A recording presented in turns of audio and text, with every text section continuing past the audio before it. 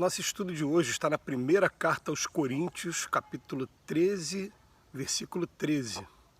Agora, pois, permanecem essas três, a fé, a esperança e a caridade, porém a maior destas é a caridade.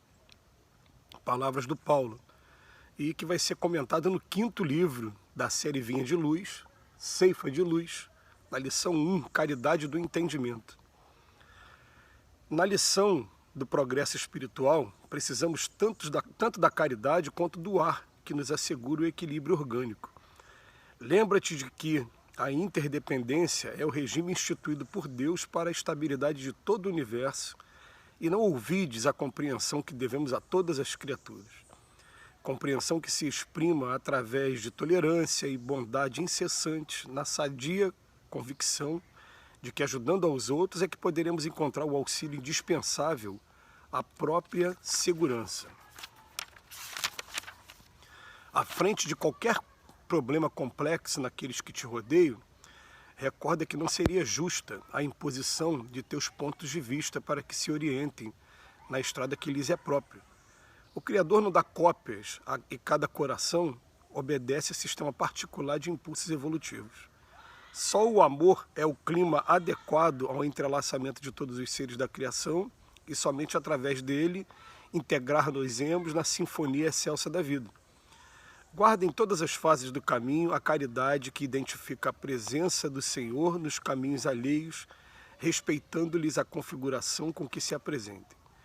Não te esqueças de que ninguém é ignorante porque o deseje e, estendendo fraternos braços aos que respiram atribulados na sombra, diminuirás a penúria que se extinguirá por fim no mundo, quando cada consciência ajustar-se à obrigação de servir sem mágoa e sem exigência, na certeza de que apenas amando e auxiliando sem reclamar é que permaneceremos felizes na ascensão para Deus. A gente vai encontrar na doutrina do Espírito esse jargão maravilhoso, né, que é fora da caridade não há salvação, e que Allan Kardec ele faz questão de deixar assinalado que não é fora da igreja ou fora da verdade que não há salvação, porque a igreja seria uma coisa sectária e a verdade também, cada um tem a pretensão de achar que é dono da única e exclusiva verdade, né? Mas quando ele fala fora da caridade, a gente tem que começar a aprender a interpretar a palavra caridade. Em primeiro lugar, né, fazer uma observação que na carta de Paulo, na primeira carta aos Coríntios, traduziu-se durante muito tempo a palavra como amor. E, de maneira mais judiciosa, Allan Kardec usou a palavra caridade ao invés do amor, porque na verdade vem da tradução lá do aramaico. E pode ser traduzido tanto por um como pelo outro. Mas a palavra amor foi muito interpretada por o amor conjugal, o amor entre um homem e uma mulher, quando na verdade essa palavra amor é muito mais abrangente. Então quando se fala caridade dá para entender que fica muito mais abrangente o negócio. Mas quando ele fala caridade, para a gente, a necessidade da caridade, Emmanuel estabelece muito bem aqui a linha que existe entre, primeiro, aquele pensamento egoísta de que todo mundo deve pensar igual a mim, ou eu devo subordinar todo mundo a meu ponto de vista, é um ponto de partida, até o ponto em que todos nós devemos aprender simplesmente a respeitar cada um do jeito que é, e depois que respeitar cada um do jeito que é, fornecer os elementos para que cada um tenha oportunidade de evolução, para que cada um tenha oportunidade do aprendizado e do convívio fraterno também, né? Então, são momentos em que a gente vai descobrindo, a gente precisa muito aprender a conviver com os diferentes de cada um. Hoje, com os recursos tecnológicos, esses recursos da internet, a gente consegue ter acesso a várias culturas, a diversas culturas, e ver ali o comportamento mais ou menos de umas e de outras.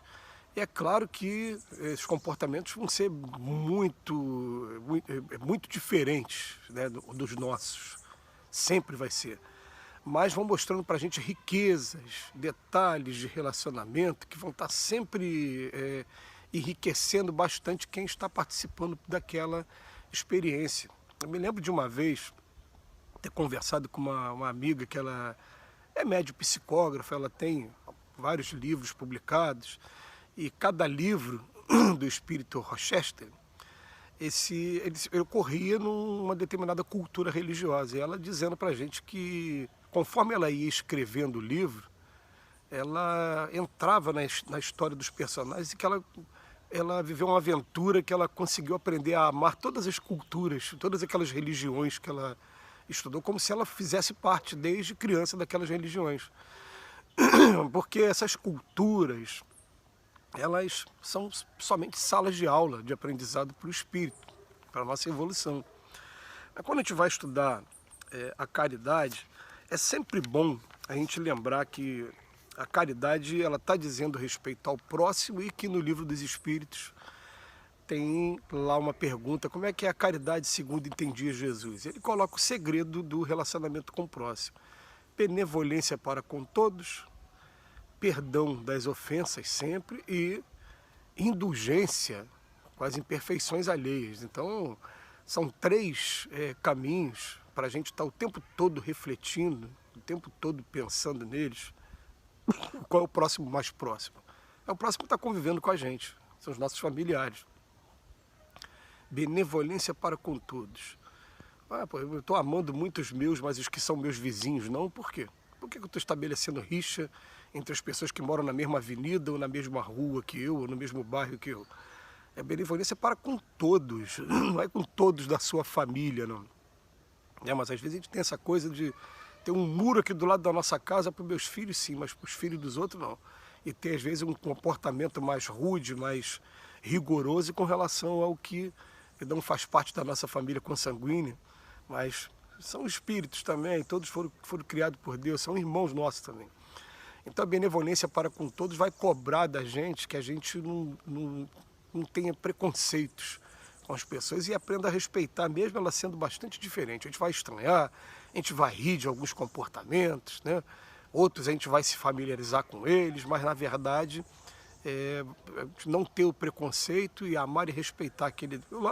Quando a gente vai estudar a indulgência é só a gente lembrar que a diferença da indulgência para o perdão é que na indulgência ninguém magoou a gente. A gente que no convívio aprendeu quais são os defeitos e quais são as virtudes daquela pessoa. Então, o que é a indulgência, Amanda? Quando alguém vier fazer qualquer crítica, você vai defender, igual a gente defende nossos filhos, nossos familiares, né? A gente tem esses exemplos aqui muito vivos aqui na nossa família. Quando vai dizer respeito a outro grupo de pessoas, fala, não, peraí, até com relação à casa espírita também. Se alguém chega perto de mim e vem falar mal de alguém da casa espírita, fala, não, você, por favor, essa pessoa está lutando, ela tem as dificuldades dela, mas se você pudesse ver o progresso que ela está tendo, a gente vai defender a pessoa, né? E depois em casa, em particular, como diz lá no Evangelho, né? Chama em particular, e aí conversa sobre o que está acontecendo, tenta resolver. Essa é a característica da indulgência. Já o perdão não, o perdão a gente está vendo aí que é 70 vezes 7, a perdoar quantas vezes forem necessárias, para a gente entender que nós todos precisamos muito de perdão e de indulgência também. E lembrar que o Evangelho, principalmente, né, traz o Pai Nosso, quando Jesus está na última ceia e ensina aos discípulos a fazer a oração do Pai Nosso, ele fala, perdoa as nossas ofensas só se nós perdoamos aqueles que nos têm ofendido. Se a gente não perdoar, a gente não merece perdão. Essa frase é profunda, a gente tem que começar a pensar nisso. Cada vez que eu não perdoo de jeito nenhum, tá? Você não perdoa, então tá bom, então você também não merece perdão. A gente só merece perdão quando a gente consegue ficar com a consciência tranquila, com o coração leve e por mais que maior que seja a ofensa que a gente teve, a gente conseguir passar por cima e proporcionar até meios para aquela pessoa também se recuperar, resgatar, né? Reparar o mal que fez e continuar a vida dela também. A vida tem que ser assim para a gente. Então ele vem dizer para a gente aqui que só o amor é o clima adequado ao entrelaçamento de todos os seres da criação e somente através dele integrar-nos-emos a sinfonia excelsa da vida. Ninguém é ignorante porque deseja o desejo. Tem muitas sentenças maravilhosas nessa lição de hoje, mas é uma lição que vem falando basicamente da caridade que nos ensina isso. Benevolência para com todos, perdão das ofensas, indulgência com as imperfeições alheias. Que Jesus nos abençoe hoje. Sempre mais uma vez a gente agradece a Emmanuel pelo início de mais um livro.